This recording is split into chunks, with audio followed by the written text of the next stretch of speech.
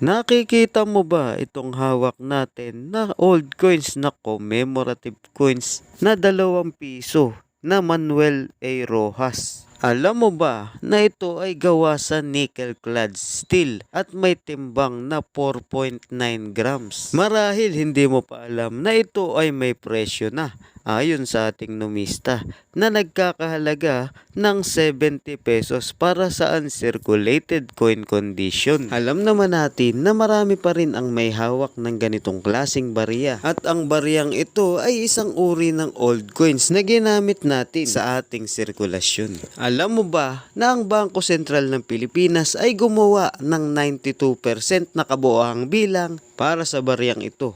Sa iyong palagay, saan ito nararapat? Sa hard to find ba o sa semi-hard to find? Maaari mo bang ibahagi ang iyong kaalaman about sa baryang ito? Maraming salamat po.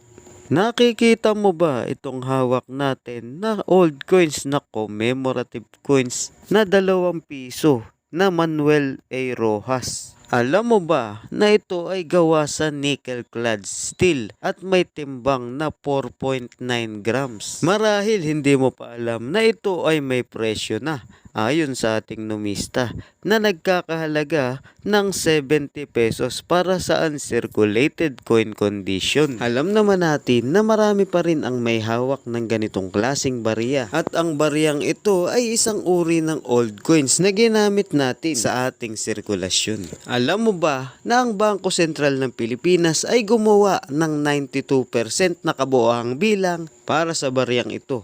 Sa iyong palagay, saan ito nararapat? Sa hard to find ba o sa semi-hard to find? Maaari mo bang ibahagi ang iyong kaalaman about sa baryang ito? Maraming salamat po.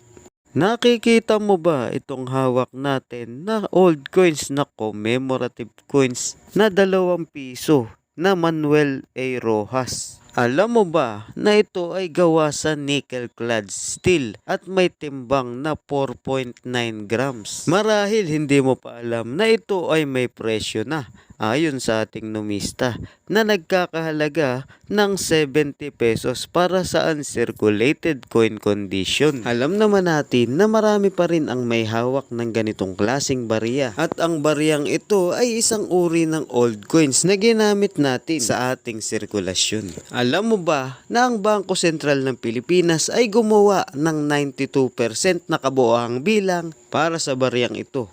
Sa iyong palagay, saan ito nararapat? Sa hard to find ba o sa semi-hard to find? Maaari mo bang ibahagi ang iyong kaalaman about sa baryang ito? Maraming salamat po.